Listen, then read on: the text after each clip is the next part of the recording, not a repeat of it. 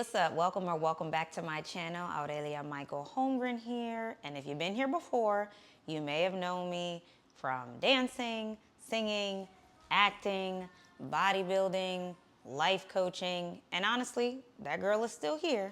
But your girl's at a big age of 40. She's got an 8-month-old and she's starting school in 3 weeks. I'm going through a major transition and I want to bring you along with me. We're getting a facelift. Okay, not literally, but this page is getting a facelift because I'm heading into major transition in 5 areas. Motherhood, figuring out what is life as I head into my 40s, well, heading into 41 now, with an 8-month-old and how to balance life around her. Womanhood, now finally putting something on my face and wanting to put on clothes that actually fit. School, I have not been in school in about 20 years. So what's that gonna look like being the new girl on campus who's probably the oldest in the room? Social life, because that's still important. I love my mom friends, but I got my single ready to big go, try to be a wig woman for them that I still gotta roll with.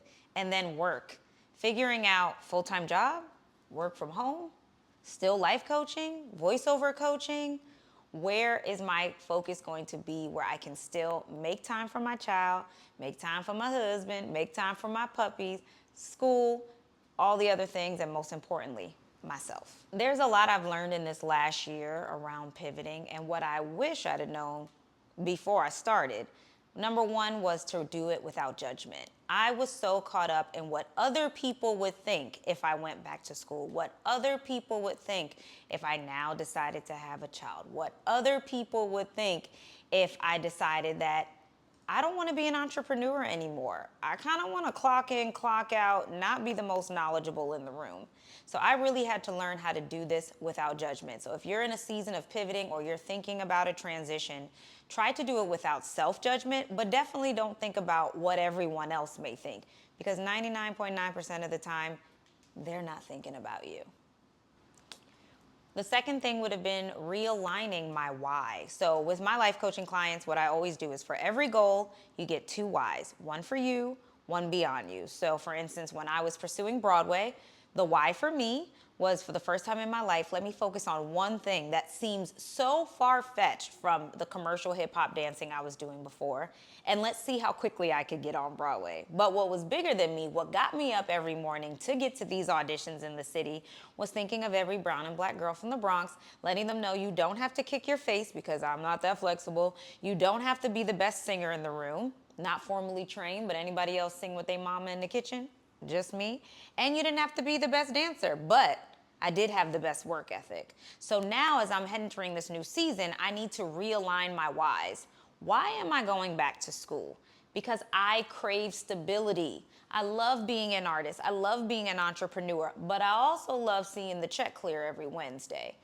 And for me, the bigger why is I want my daughter to see that you can go either way. Corporate, creative, a mix of both, that it's never too late to go forward to school, to finish what you started, or to continue on and get a greater education. Or either way, go where you know your purpose lies. And I know, as much as I love performing, I love being on camera, I love being on the mic, I have been called to coach, to teach, to train others so that they can stand on my little shoulders, well, big shoulders on a little frame, and tell me how wonderful the view is. So just being able to humble myself, think about my whys as I head into these 5 areas. Why is it important for me to focus on womanhood? Why do I want her to see that you don't just need to completely lose yourself in your child, that they are a part of your life?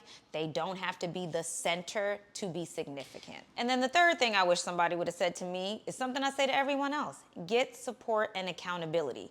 So there's gonna be a lot of support asking on this channel. So if you're one of them people that's gatekeeping, clank, clank, go ahead, and if you didn't even subscribe yet, which you should have, go ahead and unsubscribe. If you're like, nah, I'm here to do me, I'm just here to consume, I don't want to help you out, I'm going to need support.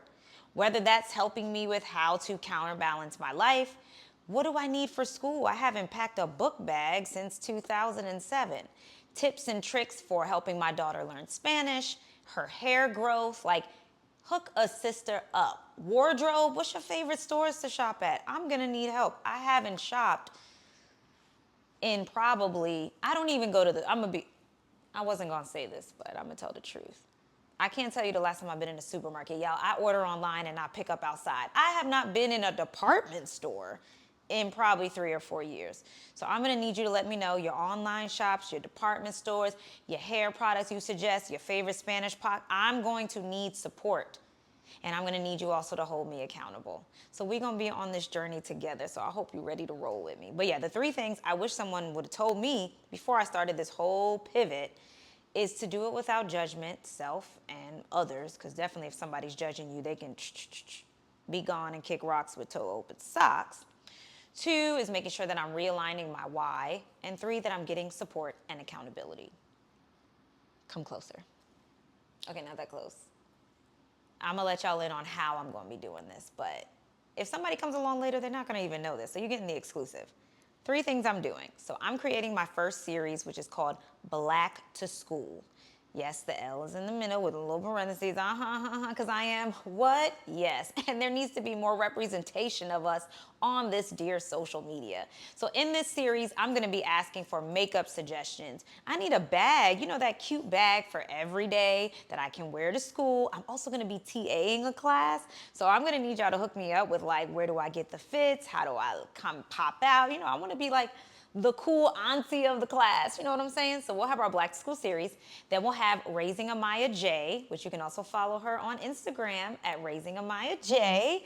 And I'm gonna be focusing on her hair journey and learning Spanish. So obviously she's still under 1 right now, so I can't be putting products all up in her hair and doing crazy things. But if you didn't see my last video, check it out in the description about starting her hair at her 7-month journey and about the trauma I had over the years that led me to my luscious locks. Y'all like that? It's cute, right? Okay. This was the best decision I ever made last year. Like, the only thing I regret is not doing it soon enough. But I dealt with hair trauma since I could remember that I had hair. So I want all your tips, your tricks, what combs you use, don't use, do you wash the hair every day, whatever. But in the meantime, in between time, I want to teach her Spanish. Porque mi familia es de Puerto Rico. Me llamo Aurelia. And I want her to know that she could be bilingual, trilingual, learn every language she wants to learn. So already we've been singing songs, we've been reading books. I'm practicing little things with her, but I'm going to create a series around it to help other parents who want to help their child become bilingual, even if they're not fluent. I'm not fluent in Spanish, but I know enough, but I know working with her is gonna help me learn even more.